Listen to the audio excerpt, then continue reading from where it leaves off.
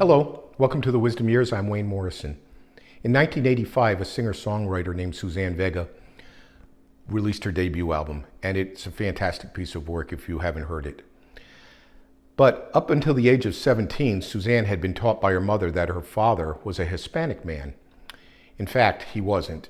Her mother had had an affair, and probably to safeguard her as she was growing, she convinced her that her adoptive father was in fact her real father.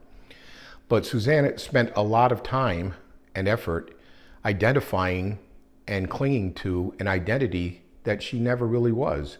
So she would spend a lot of her time marching in parades, being part of a culture, decorating her walls with art, relating to something that her DNA really wasn't.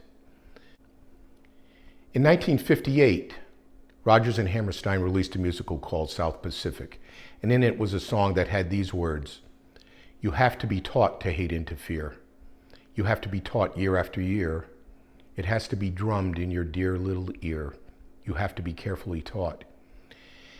And no matter how many of us think we are free thinkers and free of any conditioning, it's just not the case.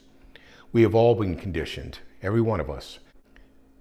And I've chosen to leave behind all the cultural identity, all the DNA stuff, especially all the ideologies. And I don't belong to any religions, although I don't fault anyone, and I think that religions are good if it serves purposes for them. But I don't belong to one. So I took what I needed, and I'm taking what I need, and I've left the rest. I can look at my condition and realize what condition my condition is in. Thank you very much. Please consider following. Yeah.